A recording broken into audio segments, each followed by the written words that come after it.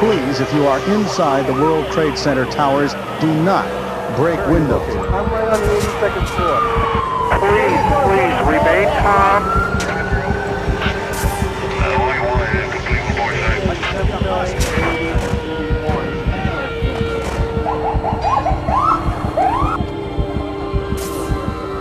Reports of an explosion of some sort at the World Trade Center. It is February 1993. The attack on New York's World Trade Center kills 6 people, wounds 1,000, but fails to destroy the Twin Towers. The masterminds of this attack are all living among us. They are determined to get it right the next time.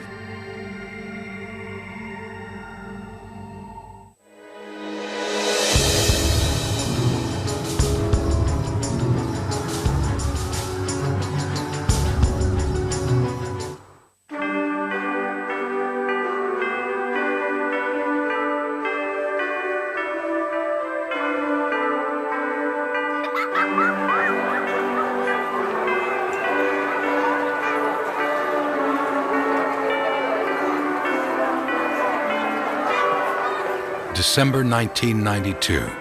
Here in Oklahoma City and around the country, the spirit of Christmas is brightened by a sense of relief.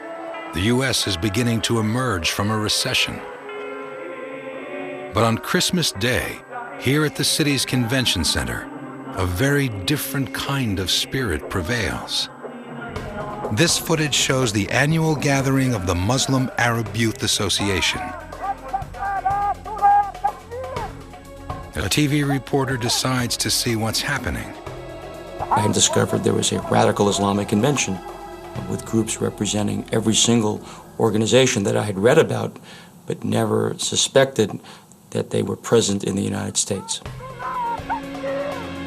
In an auditorium filled with supporters, the speakers call for a holy war or jihad against Jews and Christians. They blame the West and Israel for oppressing Muslims around the world. The organizers are even selling children's coloring books such as this one, extolling martyrdom.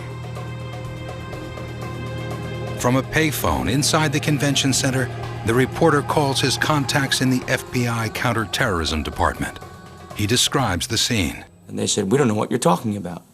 And I said, "I'm here, I'm witnessing it. These are the groups. There's Hamas, there's the Islamic Jihad, there's the Muslim Brotherhood. They're making speeches in Arabic. They're calling for jihad. Are you not aware of this?" And they said, "We don't know what you've been smoking." The FBI takes no known action based on the reporter's tip. But in cities all across America, extremist groups are busy recruiting followers and honing a message of hatred. I think that picture of the network of radical Islamic groups operating thoroughly below the radar screen in the United States tells the story of 9/11. Atlanta. A Palestinian radical is on a fundraising tour detailing his dark vision of jihad. Blood must flow.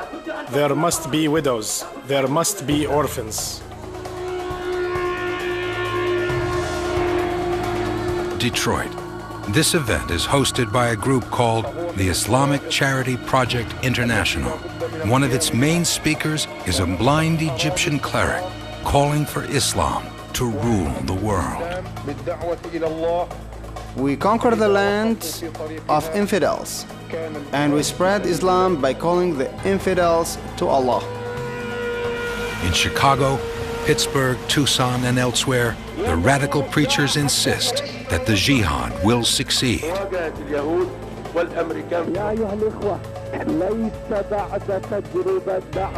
Oh, brothers, after Afghanistan, nothing in the world is impossible for us anymore. This Arab preacher is carrying his message of hate into the American heartland.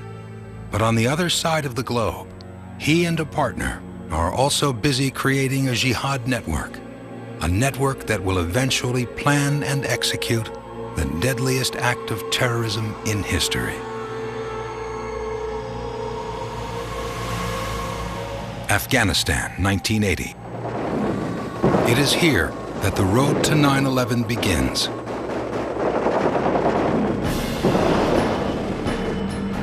Afghan rebels known as Mujahideen, or Holy Warriors, launch a guerrilla campaign against the occupying Soviet army. Muslims from other nations join the fight. They are determined to expel the Soviets from a Muslim land. Just across the border in Pakistan is the city of Peshawar. Pakistan supports the rebels, and Peshawar becomes a haven for those drawn to the Holy War. The city is abuzz with arms dealers, drug dealers, clerics, wounded warriors, and CIA agents. I always thought it, in those years, looked to me a lot like the bar scene in Star Wars. Because, I mean, it was just a very weird, surreal existence.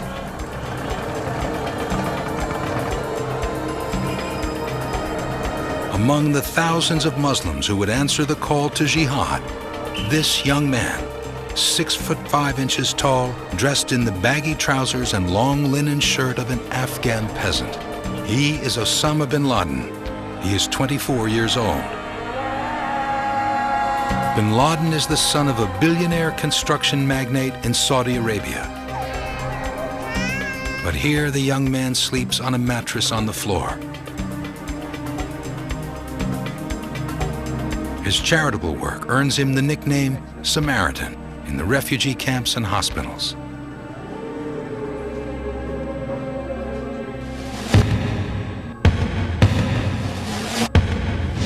Murfreesboro, North Carolina, spring 1983. As the Afghan War rages, another young Muslim is finding his own way to the Holy War, starting from a tiny Baptist college. A group of Muslim students gather in this dormitory to pray. In the Islamic tradition, they leave their shoes outside the door. Other students would come and steal the shoes and throw them in the campus lake. Among the targets of the practical joke is this engineering major, Khalid Sheikh Mohammed. He's the brainy and charming son of an imam, or Islamic priest.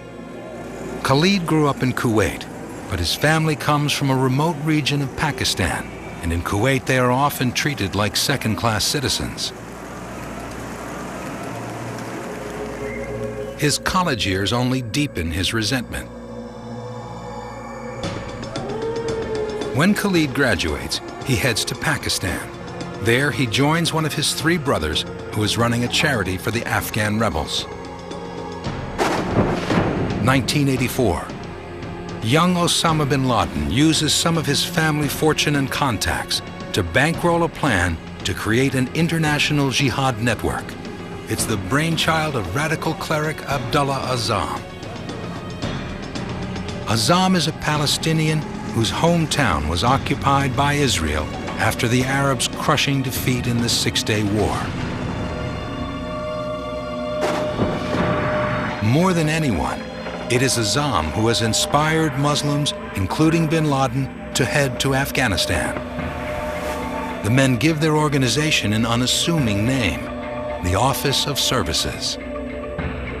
The headquarters in Pakistan supplies arms and training to volunteers headed to the front. 1986. By now, the Afghan war is turning in favor of the rebels. But Arab volunteers play only a small part. By far, the biggest factor is a shoulder-fired missile called the Stinger, courtesy of the CIA.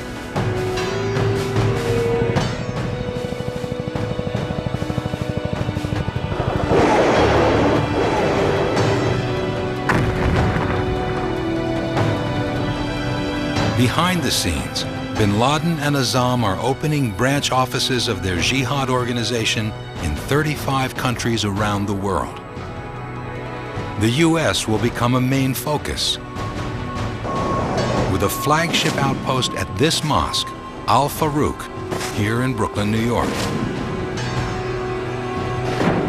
They also set up shop in Boston, Chicago, Nashville, Atlanta, Sacramento, and 32 other cities. Many of the outposts are no more than a single individual raising money from an apartment or office. But the Jihad network is laying a foundation for the future. It's creating an army of young men ready to fight the next battle in the Holy War. Jihad became a practical concept. It became approachable, accessible. It became something that empowered and mobilized the young masses within the Muslim world to start practicing a violent holy war.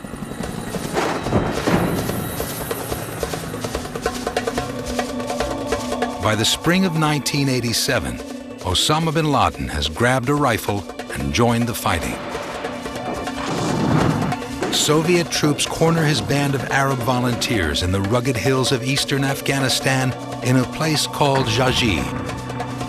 According to eyewitness accounts, one of bin Laden's comrades is Khalid Sheikh Mohammed, the young Muslim who studied engineering in North Carolina and who will become the engineer of 9/11. Soviet artillery and helicopter gunships bombard the men. As legend has it, after a month-long siege, the Arabs forced the Soviets to withdraw. The battle is widely reported in the Arab press. Overnight, the story turns bin Laden into a hero. Poets and singers celebrate the glory of the young Saudi warrior. This is sheer and utter nonsense. There is about a 15-second piece of footage showing him with a radio and maybe a Kalashnikov hanging on his shoulder, and that's the great warrior. By the following summer of 1988, it's all but over for the once mighty Red Army. Soviet troops begin to withdraw. The Afghan rebels have won. The victory electrifies the world of radical Islam, and the men who fought the Battle of Jaji with bin Laden and Osama become the nucleus of a violent new force. It becomes known as the Base. In Arabic, the name is Al-Qaeda. If not for the anti-Soviet, multinational Afghan jihad, Mujahideen from around the world would not have come to defeat one superpower, and after that, to turn their guns against another superpower, the United States. November 1989. Bin Laden's partner, Abdullah Osama, is driving to a mosque in Peshawar, Pakistan with two of his sons. A car bomb explodes, killing them instantly. The murder, never solved, has the hallmarks of a mob rub-out. With Osama out of the way, bin Laden quickly reorganizes the jihad network around himself.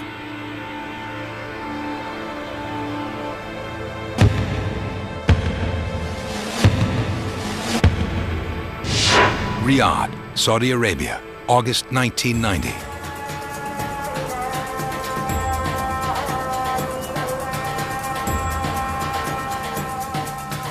Bin Laden has returned home from the Afghan war. He hopes to use his family's vast wealth and political connections to grow his Al-Qaeda network of holy warriors. But the 33-year-old bin Laden is in for one of the biggest disappointments of his life. August 2nd, 1990. Iraqi dictator Saddam Hussein invades Kuwait and threatens the neighboring kingdom of Saudi Arabia. Bin Laden approaches the Saudi government with an offer. He will summon his Arab fighters who battled the Soviets. They will protect the kingdom from the Iraqi invaders. Only holy warriors, says bin Laden, should defend Islam's holiest sites.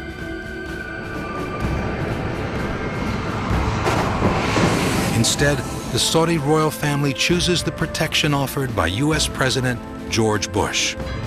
Bin Laden was politely turned down and told that Kuwait is not Afghanistan.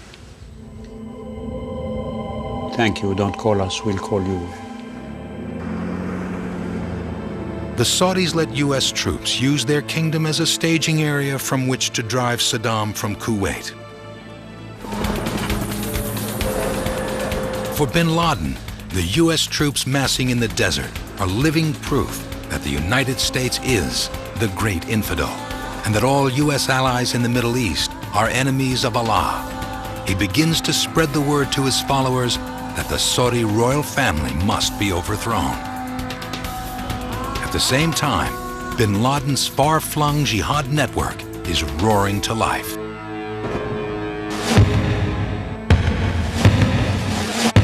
New York, November 5th, 1990.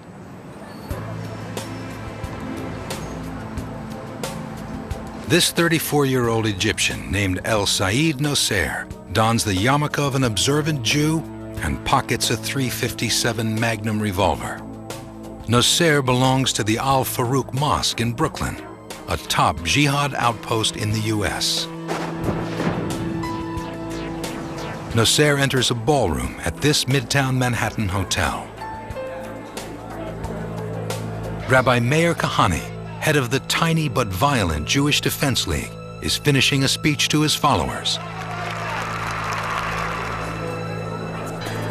As Kahane steps down from the podium, Nosser pulls out the gun, fires twice, and a fatal shot enters the rabbi's throat. Nosser flees the hotel, but an armed postal officer shoots him, and police arrest him.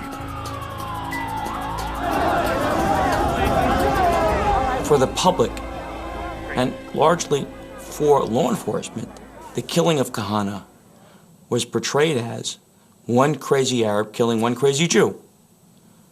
That wasn't the case. We all now realize that was really the first major incident on U.S. soil that the radical Islamists conducted, the ones that we currently know today as Al-Qaeda. FBI and police searched Nosser's home here in Cliffside Park, New Jersey. They find more than 1,000 rounds of ammunition, bomb-making formulas, U.S. military training manuals, and a hit list of other prominent Jews. They haul 47 boxes of this material to this police precinct. It's a treasure trove of intelligence. But the authorities, the DA, the NYPD, the FBI, overlook most of it. While the FBI investigates some suspicious individuals at the Al Farouk Mosque, they do not investigate the mosque itself. So they fail to establish that the mosque is being used as a front by a terror cell with connections to bin Laden and his growing jihad network.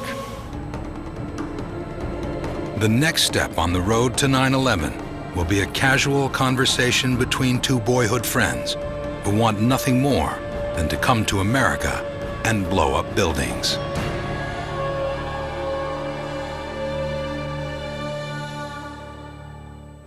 Khartoum, Sudan, April 1991.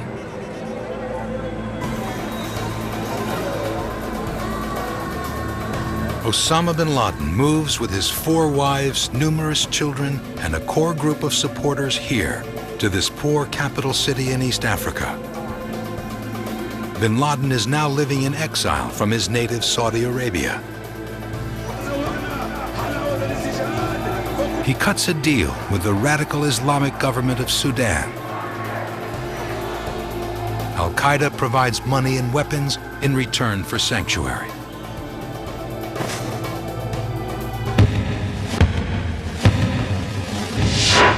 Pakistan, summer 1992. A young Pakistani named Ramzi Youssef has just finished a course in bomb making at an Al-Qaeda training camp. The 24-year-old, nicknamed the Chemist, likes to wear Armani suits. He holds an electrical engineering degree from a technical college in Wales. He's talking on the phone with a boyhood friend, Abdul Murad. He tells Murad his goal in life, to go to America, blow up buildings and kill Jews, as many as he can. Murad gives him an idea. Murad says, well, there are a lot of Jews in New York. And later tells him, there are a lot of Jews who work at the World Trade Center. From this conversation, an idea takes shape and a plan is put in motion. New York, September 1st, 1992.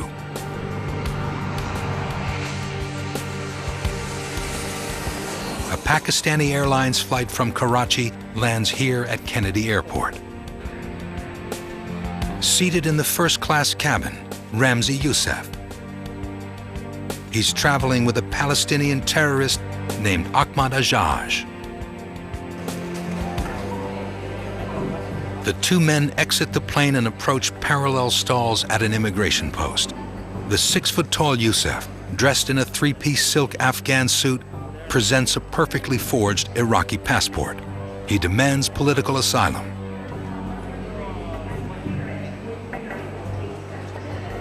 When immigration officials question Ajaj, they discover that he's carrying several crudely fake passports and a suitcase stuffed with bomb-making manuals. If he'd been wearing a T-shirt that said terrorist, he couldn't have been more clear that he was up to no good. Immigration agents take Ajaj into custody. They assign him a bed at this INS detention facility. But Youssef is allowed into the U.S. and told to appear at an immigration hearing.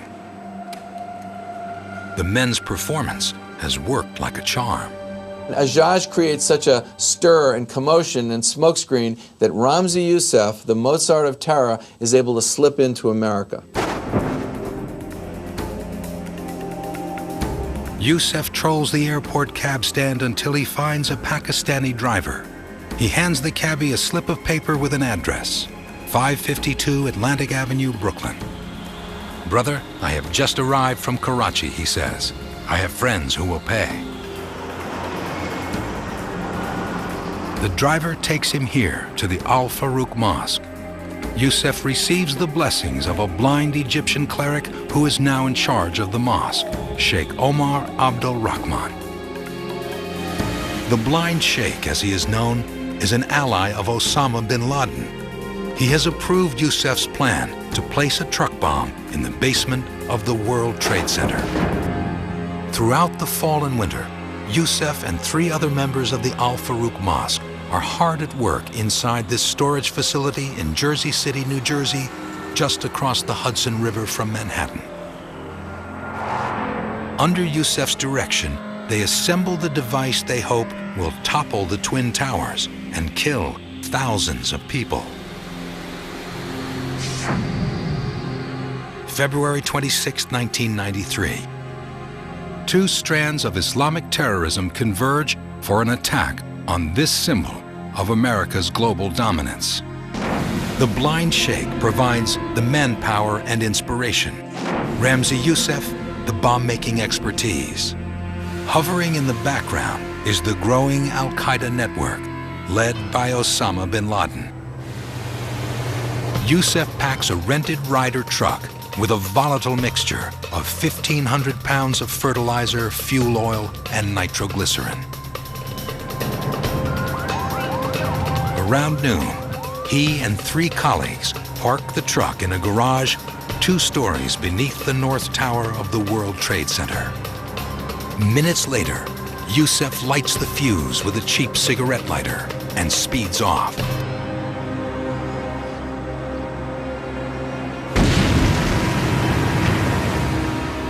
at 12:17 p.m.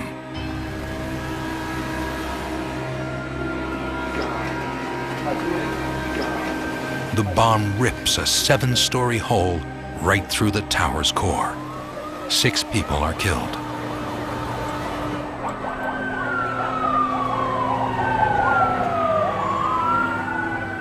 Across the river, Youssef watches a column of smoke rise over lower Manhattan.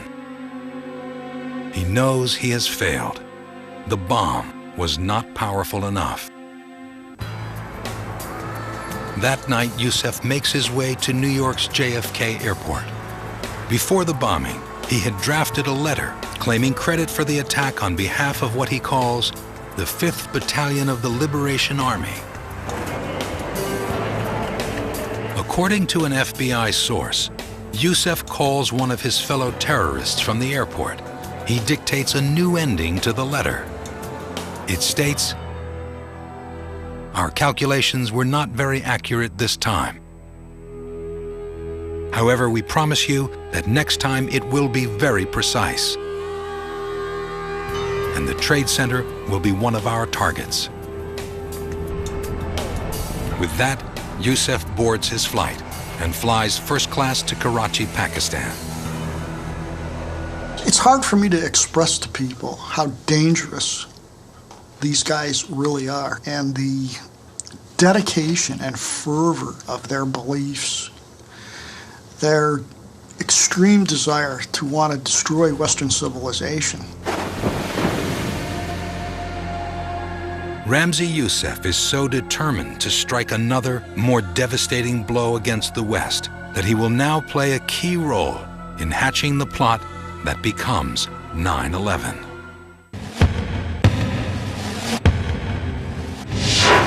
Pakistan, July 1994.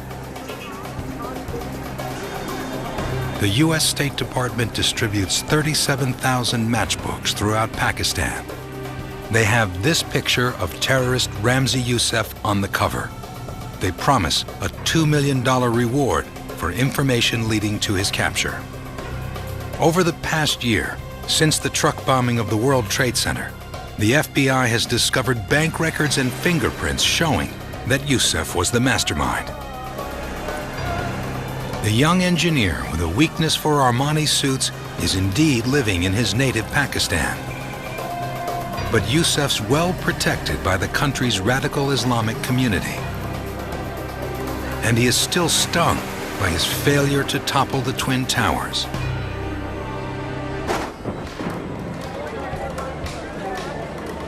August 1994. In a deserted warehouse here in the bustling city of Lahore, Pakistan, Yousef is teaching his childhood friend, Abdul Murad, how to build bombs. Yousef calls it making chocolate. Murad has returned to Pakistan after 2 years training at flight schools in Texas, North Carolina, and New York.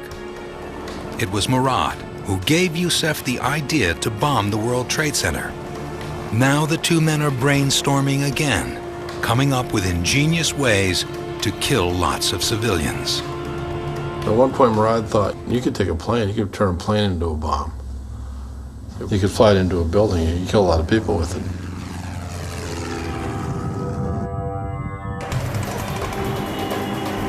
Karachi, Pakistan. The two young men meet at a restaurant on Tariq Road. They discuss the airplane idea with someone who could help make it happen. That someone is Ramzi Yousef's well-connected uncle, Khalid Sheikh Mohammed, who studied engineering in North Carolina and then fought alongside Osama bin Laden in Afghanistan. They propose a suicide mission to fly a commercial jet loaded with fuel into CIA headquarters in Langley, Virginia. Yousef's uncle is intrigued and wants to know more.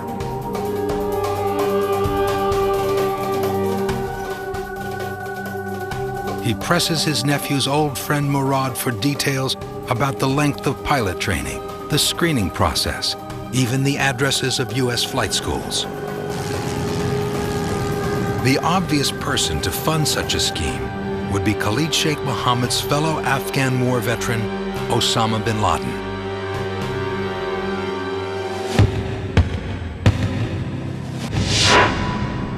Hamburg, Germany, 1994.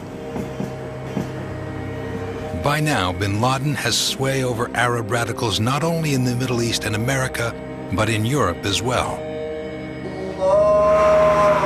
Hamburg is home to Islamic radicals who share bin Laden's worldview. In a drab housing complex on this college campus, one of the men who will execute the bloodiest terror attack in history is undergoing a dark transformation. A 27-year-old Egyptian graduate student named Mohammed Atta pads around his tiny apartment in blue flip-flops. Atta comes from a secular middle-class family in Cairo, Egypt. He's in Germany to get a master's degree in urban planning. Atta's hard work, discipline, and technical skills have earned him high marks from his professors. You know, to impress a German, you have to be a perfectionist. He was a perfectionist in every sense. But like many other young Arab men, Atta is angry and alienated. He hates the Egyptian regime back home. It's repressive. It's allied with the US. And it's at peace with Israel. While in Hamburg, Atta begins to embrace radical Islam. He wears the same few pieces of clothing every day. Cotton pants and a sweater his mother knit for him. His roommate sometimes sees Atta sitting alone, eating mashed potatoes right out of a pot. When it was full, he'd shove the whole pot in the refrigerator with the fork stuck in it. Take it out the next day, eat some more. Atta prays 5 times a day, no matter where he is. At the local mosque, he hears talk of jihad and martyrdom. He does not yet know anything about the plot that will become 9/11, but his mind and spirit are preparing for it nonetheless.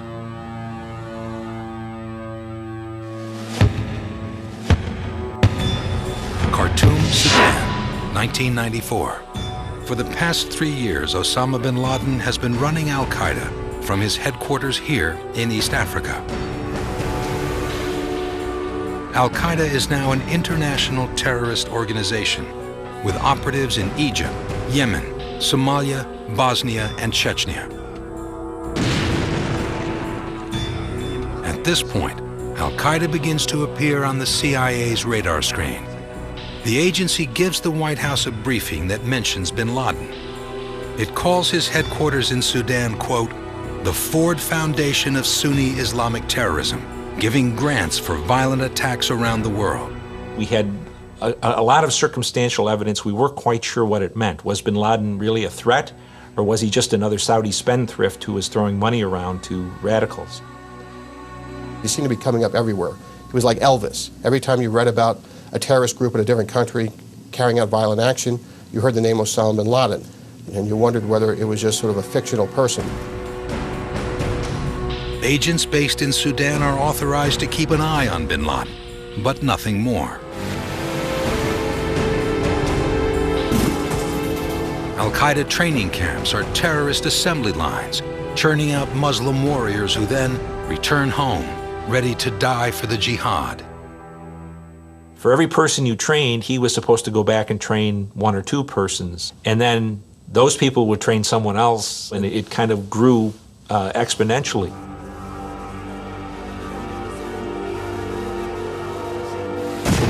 And these guys are run like an intelligence organization, and we know some of the people who trained them. They have great patience. By the end of 1994, 3 such patient men, deeply committed to the jihad movement, Ramzi Youssef, his friend Abdul Murad, and his uncle Khalid Sheikh Mohammed, are nurturing the most ambitious terrorist plot in history.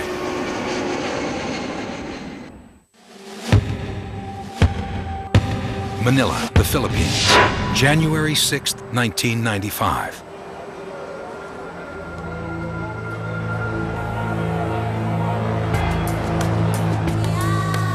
The mastermind of the World Trade Center truck bombing, Ramzi Youssef, has relocated here from his native Pakistan.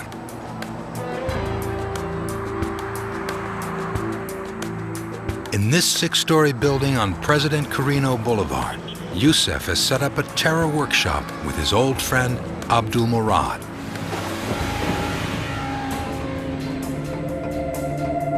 He has transformed the kitchen into a bomb factory.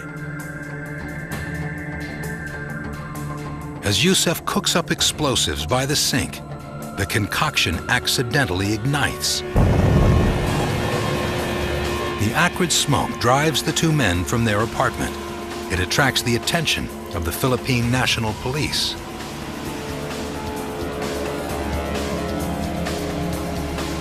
Yusef escapes to a nearby karaoke bar, but he sends Murad back to his apartment to retrieve his Toshiba laptop, which he uses to store his plans for terror attacks.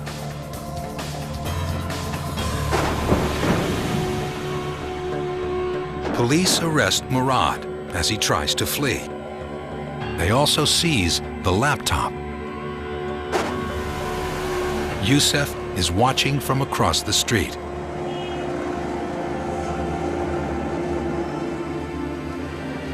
Within hours, he buys a first-class ticket to Singapore and slips out of the country. Days later, at this Philippine military base, members of the Philippine National Police are interrogating Abdul Murad. He refuses to say much. Police beat him until his ribs break. They extinguish cigarettes in his ears and on his genitals. They force so much water down his throat he nearly drowns. After a month, he finally cracks. He reveals details of terrorist schemes that he developed with Ramzi Youssef. One was a plot to kill Pope John Paul II. Another was to use an ingenious detonator designed by Youssef to blow up 12 American jetliners over the Pacific Ocean. Murad confesses that he personally was planning to dive bomb a plane into CIA headquarters in Langley, Virginia.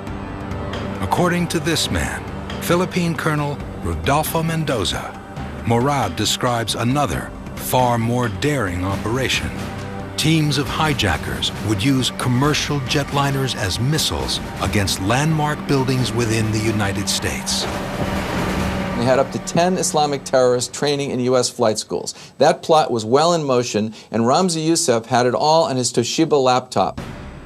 They had up to 7 targets, including the Trade Center, the Pentagon, a nuclear facility, CIA headquarters, the Sears and Transamerica Towers, and the White House.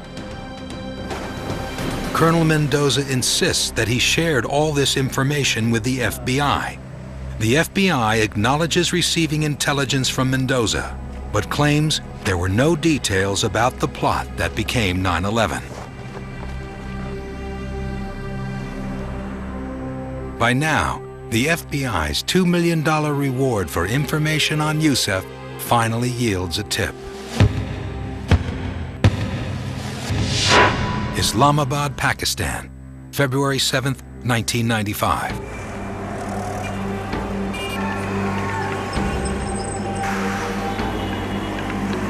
U.S. authorities confirm that Youssef is hiding out in a safe house. The building is owned by Osama bin Laden. A team of American and Pakistani agents race through Islamabad toward the Sukasa guest house. They literally jumped out of the cars, ran up the steps, kicked in the door of his hotel, and he was laying in bed. They arrest Youssef and take him into custody. His uncle, Khalid Sheikh Mohammed, is in another room of the same Al-Qaeda safe house. But the uncle walks away into the shadows of radical Islam's underground network. And it now becomes Khalid Sheikh Mohammed's mission to carry out the idea developed with his nephew for flying commercial planes into American landmarks.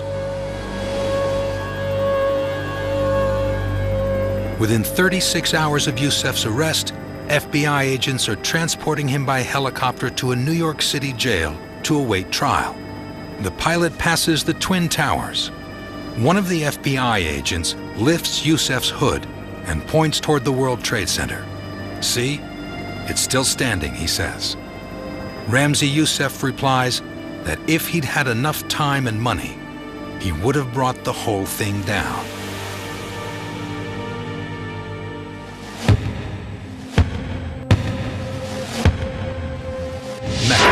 Saudi Arabia, May 1995.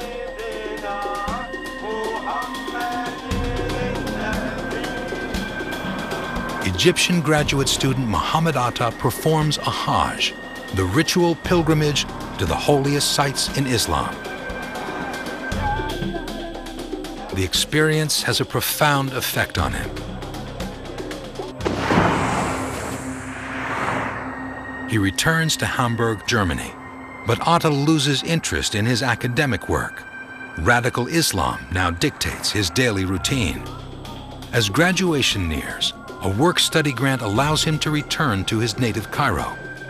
But when Atta looks for a job, the urban planning major can't find one. All he finds is corruption and nepotism, a world he cannot crack. I should imagine Atta every single time that he went back to Cairo during his stay in Germany, that he got even more and more frustrated. And I think gradually he was there for the taking. By 1996, Muhammad Atta is already a familiar face at this storefront mosque in Hamburg called Al-Quds. It's a hotbed of radical Islam. Among those coming to the nightly prayers is at least one Al-Qaeda recruiter. Atta takes his place among the rows of angry, alienated young men.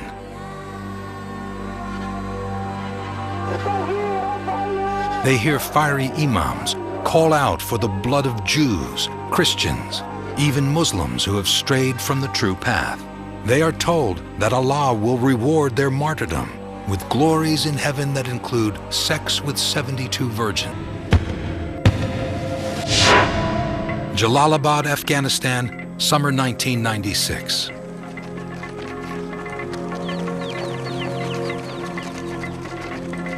Bin Laden has returned to the country that launched his career as a holy warrior. He's back here because the US and the UN have pressured the government of Sudan to end its cozy arrangement with the Al-Qaeda leader. They kick him out. So he arrives in Afghanistan in the early summer of 1996, and what does he do? The first thing he does is retreat to a camp outside of Jalalabad, and he writes a very long declaration of war against the United States. Bin Laden calls for a new holy war to evict US troops from Saudi Arabia. He intends to launch this jihad from his base in Afghanistan. It sent shockwaves through us. It was pretty clear from the first that bin Laden meant what he said, but it didn't catch much attention.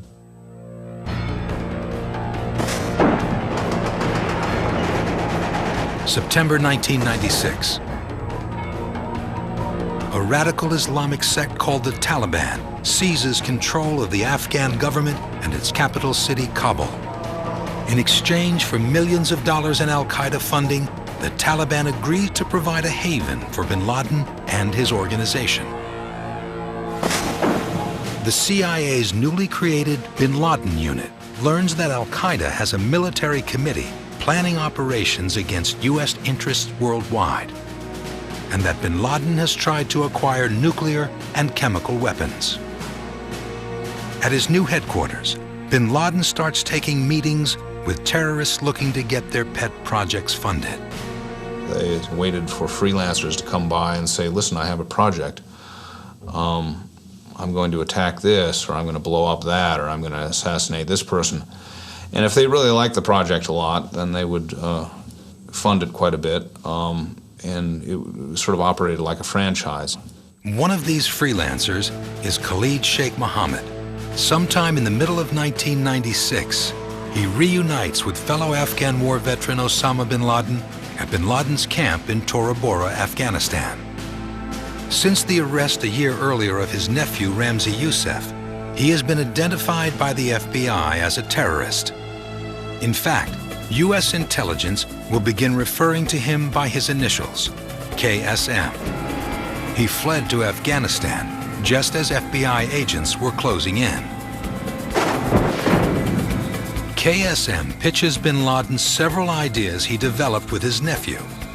Among them is a highly ambitious plot to fly commercial jets into American landmark buildings, including the World Trade Center. Bin Laden listens to the idea.